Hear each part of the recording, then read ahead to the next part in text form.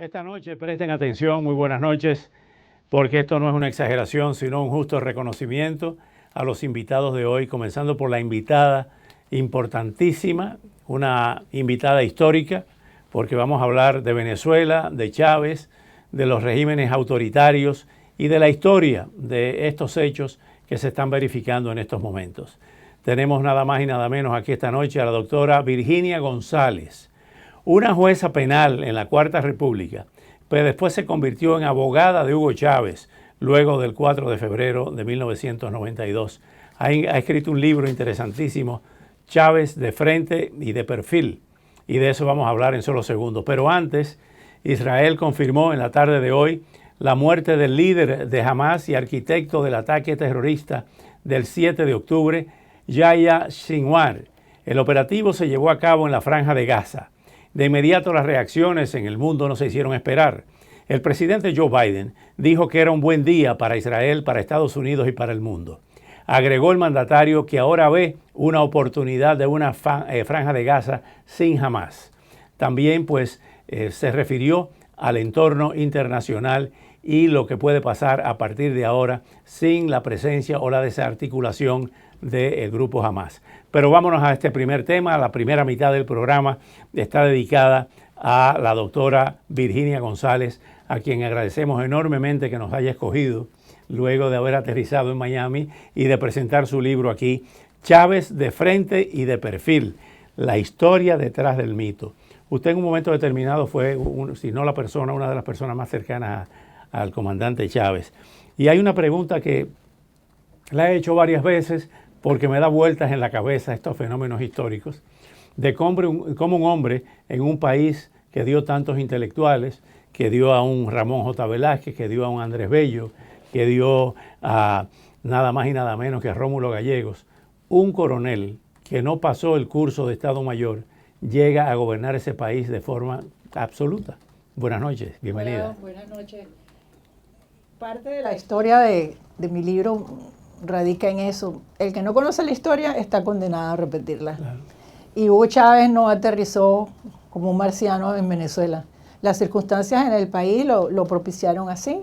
Como una persona inculta, un militar tosco, ignorante, no conocía nada de política, no tenía relaciones en la política. Sus subalternos eran sus asesores. Por lo tanto, no solamente sus subalternos, que eran militares, no tenían conocimiento de la política, sino que le tenían pánico de corregirlo o de sugerirle algo.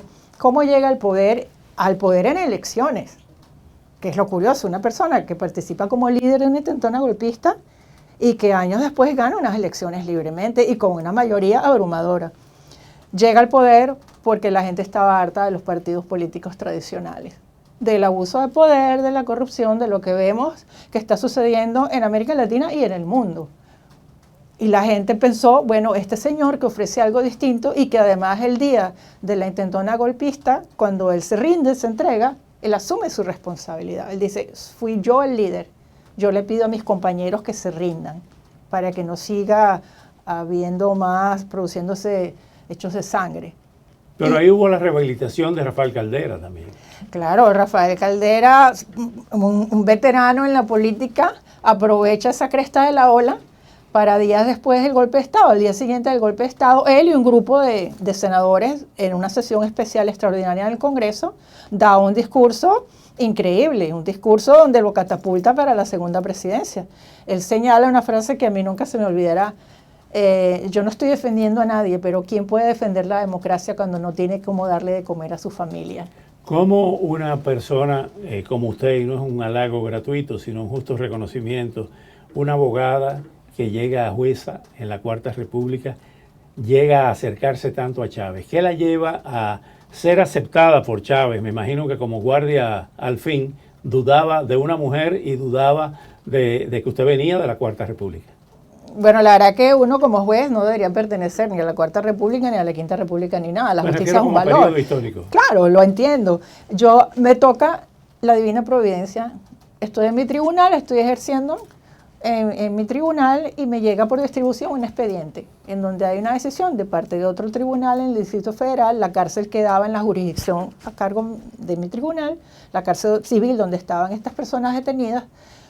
y donde yo tenía que acudir a la cárcel a verificar las condiciones en las cuales ellos se encontraban. Realmente se encontraban en unas condiciones terribles, se estaban violando la Convención de Viena sobre tratamiento de los militares en tiempos de guerra, no se les reconocía su condición de militar activo, no podían portar uniforme, estaban aislados.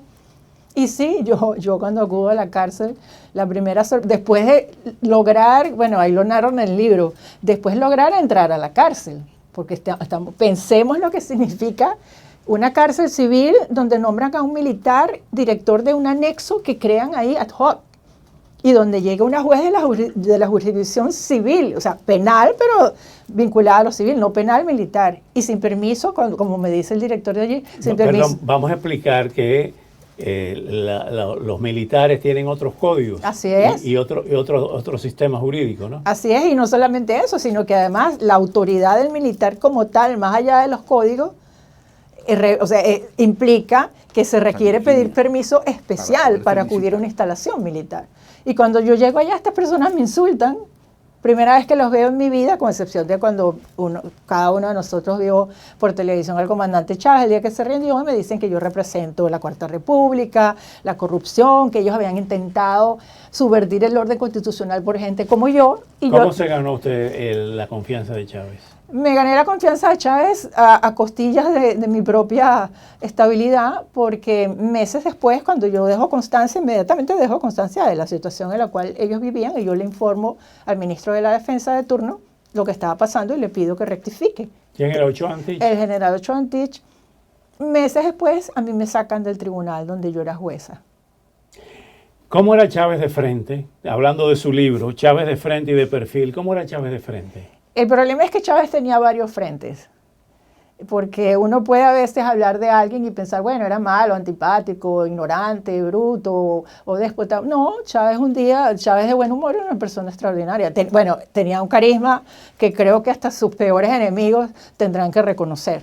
Realmente era capaz de meterse, como dicen, en el bolsillo coloquialmente a cualquier ser humano, así lo odiara. O sea, yo veía gente que decía, yo a Chávez no le daría ni la mano, y cuando llegaba el comandante Chávez, simplemente que ni siquiera era candidato, y le decía 3 o 4 frases simpáticas, era capaz de atraer a la gente. Ese Chávez simpático, populista, dicharachero, que le gustaba el béisbol, que le gustaba cantar y animar las fiestas en el círculo militar, cuando comenzó, eso me lo contaban personas que estaban ahí en ese entonces.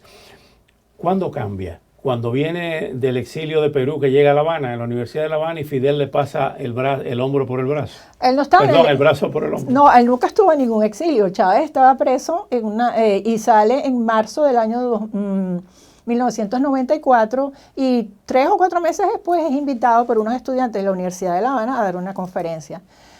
Creo que Chávez siempre miró a Fidel Castro, pero no era capaz de reconocerlo, porque eso hubiese ocasionado que sus militares, los militares que lo acompañaron, seguramente hubiesen desistido de participar en eso. Creo, y tengo razones, y yo lo explico en el libro, para pensar eso, porque meses después, cuando se produce la segunda intentona golpista del 27 de noviembre del mismo año, un grupo de militares, que si bien es cierto, obedecían a otros liderazgos, ya de la Armada, por ejemplo, habían almirantes, pero que eran muy afectos a Chávez, se enteran porque los colocan en la prisión con un exguerrillero, el exguerrillero Douglas Bravo, y ahí es cuando se enteran que Chávez había tenido amistad con Douglas Bravo desde hace 20 años, y Douglas Bravo les cuenta cómo él es quien convence a Chávez para que algún día hicieran una insurrección cívico-militar, es decir, no solamente pensar en los militares participando en un golpe de Estado, sino con la sociedad civil.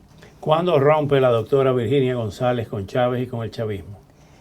En el año 2001 se me sugiere de manos del canciller José Vicente Rangel que acepte ser embajadora de Venezuela en Portugal. Yo era embajadora de Venezuela en la Organización de Estados Americanos, y yo le manifiesto al presidente que yo no estoy interesada en ir a ninguna embajada. Si no quieren que sea embajadora, yo pensaba que lo estaba haciendo bastante bien, modestia aparte, pues yo prefería hacer tienda aparte. El presidente me pide que me quede y me cuenta, me dice, me afirma que él está harto, así mismo recuerdo la palabra, de José Vicente Rangel, el canciller. Para los que no lo saben, si hay algún símbolo de lo que representa la corrupción en Venezuela, la representaba este caballero, este señor, de la José cuarta, Vicente Rangel. sí, de la Cuarta República, bueno, conocedor de todos los intríngulis, de todos los negocios, conocedor de todos los políticos, empresarios, y me dice que él no sabe qué hacer porque tiene muchas denuncias respecto a Rangel, y uno de los lemas de Chávez era luchar contra la corrupción. Me pide que me quede y me asegura que él va a sacar a Rangel. Bueno, él sacó a Rangel, pero lo nombró ministro de la Defensa. ¿Por qué esa actitud con José Vicente Rangel sabiendo todo eso? ¿De parte mía o de parte de él? ¿De él? De parte de él. Bueno, porque como dije al principio de esta entrevista, Hugo Chávez no tenía relaciones con los políticos. Hugo Chávez necesitaba gente de la Cuarta República que lo vinculara con el sector político. Si no hubiese sido por eso, no hubiese ganado las elecciones. ¿Cómo se quedó en el poder en Venezuela lo peor? Con Nicolás Maduro, con Cilia Flores, con Diosdado Cabello y esos que acompañaron en un principio, que sí tenían experiencia política, como Luis Michelena, fueron echados a un lado, y Giordani también fueron echados a un lado. Se queda lo peor porque es muy difícil que una persona que tenga valores y que tenga moral sea capaz de trabajar para un régimen en donde existen presos políticos simplemente por disentir de un gobierno. ¿Qué usted qué me quiere decir y al público? Que Nicolás Maduro, Cilia Flores y Diosdado Cabello no tienen moral. Bueno, yo no creo que tengan moral, por lo menos no la moral en la cual nosotros fuimos formados, ¿no? Yo no creo que porque nosotros tengamos alguna disidencia o pensemos de manera distinta, alguno de los dos tiene que ir preso, por ejemplo. ¿Por qué Jorge Rodríguez, siendo psiquiatra y su hermana también una persona educada, se han convertido en verdugos del pueblo venezolano?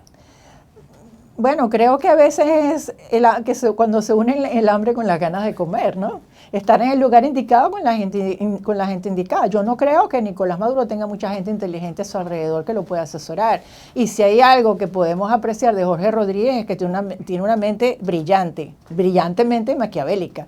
Es decir, a los efectos de los intereses del gobierno, creo que pinta perfecto el personaje. Una persona capaz de manipular, capaz de explicar situaciones incongruentes que quizás otro lo explica y uno no lo entiende, y capaz de tomar decisiones. Entonces, vamos a hacer una pausa, sí, y regresamos con la doctora Virginia González y el libro que ha venido a presentar aquí, Chávez de frente y de perfil. Nos falta la parte del perfil de Chávez. ¿Cuál es? Cuando regresemos.